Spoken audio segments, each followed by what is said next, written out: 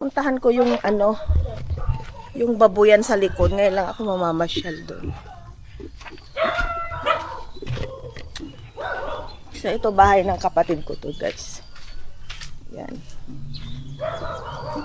Sunod-sunod na ang bahay dito. Ito naman yung sa hipag ko na nabiyuda ng aking kuya. Yan, bahay niya yan. Nasa Saudi yun siya, guys. So may pinapaano pa siya ng terrace yan. Diyan si Jazz sa loob. So ito yung part ng na hindi napuntahan ni GT, ni Mr.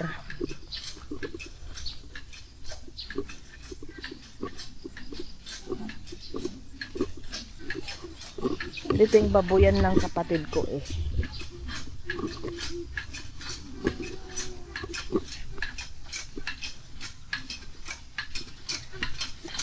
Doon sa dulo wala nang baboy? Doon? Wala nang baboy doon? Ito baboy ng bunso namin. Si Ate Che ang ang lalaki na nila. Na? Ito yung mga nakuha kay Jinky. So ito yung mga nakuha nila sa sa kaibigan ko, guys, na baboy. Malalaki na sila kataba. At kakasada da lang ba dagitoy? Yan.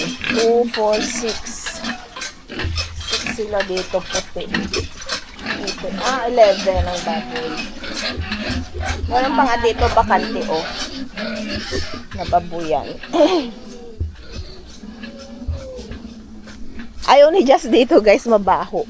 Sabi niya, baho. Ayaw niya ng mabaho. Ito naman sa kapatid kong ang dami rin ito. 2, 4, 6, 8. 10 din ang baboy pala ng kapatid ko. Malalaki si Albert. Dapat ba't hindi kasi pinaghiwalay ng ng Che? Itong mga baboy, ang dami nila sa isang kulungan. Diyan sa kabila. Dito sa kabila. Kadyag ditoy ne. So marami pang bakante, guys, di ba? Ayaw ako pagbabuyin ni Indiano kasi meron pa nga dyan 1, 2, 3, 4. Diba? Tapos bukid na dyan sa likod, guys. Dyan, bukid na. Ayan, diba?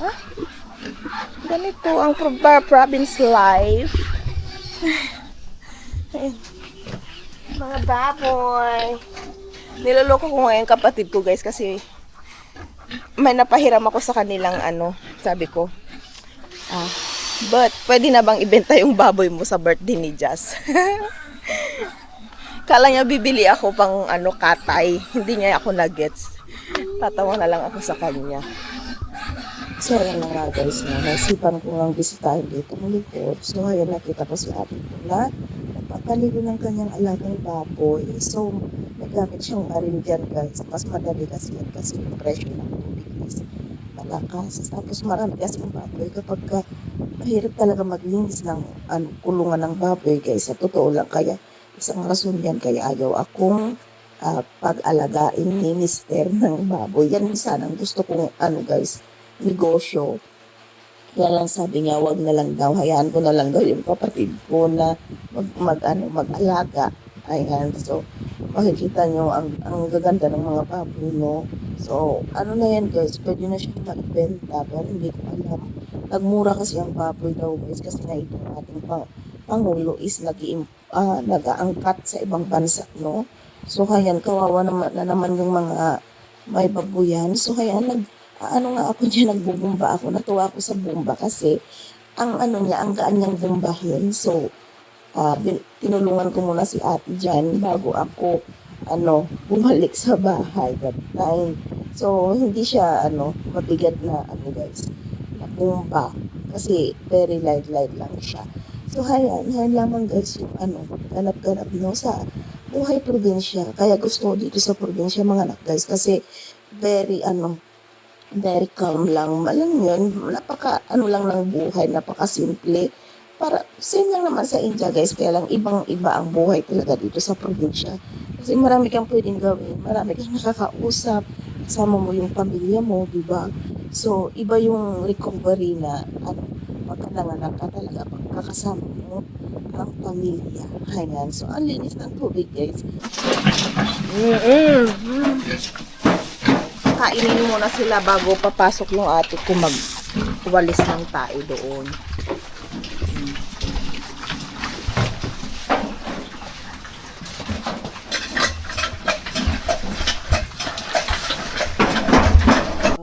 Ano tawag ito? Peras. Maraming bunga pero maliliit pa. Itong isa. Kuha ako isa.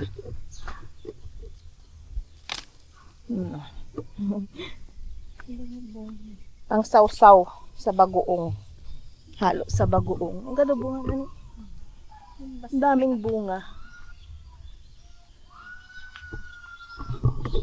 So, balik na ako ng bahay guys.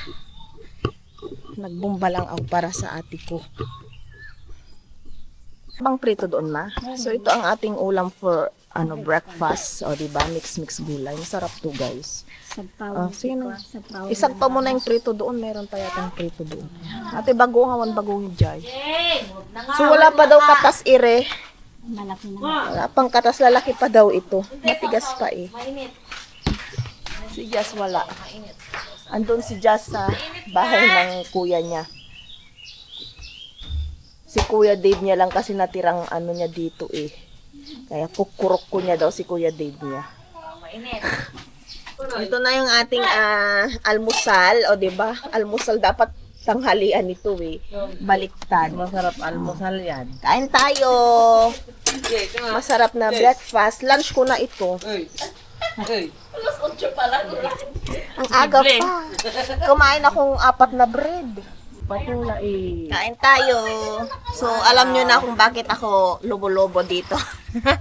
Breakfast is kanin. Lang! Ayan o, gulay. Si Jess, mamaya ko pakainin. Nag-bread na yan siya, 2, tsaka milk. Hey! Ayan. Thank you for this food, Lord. Diba? Sarap to. Sa luyot, patola, tsaka talong. Tapos may sahog na pritong bangus. Perfect. Itong tilapia talaga yan, hindi yan bangus. Ay, tilapia ba? Jess, you wanna eat? Nalanggar na ng brown magigisikan. Naimas. Naimas ka na? Talo anak mo, hindi umintimakan. Sarap. Sabunit ko na gulay. Jess, you want? Aga? Yes! Let's eat! De, pasuyo ko ng tubig sa lamesa. Yung kulipik na baso sa lamesa. Ayaw kumain ni Jess, kusog pa. Lagyan mo ah. So, bye-bye!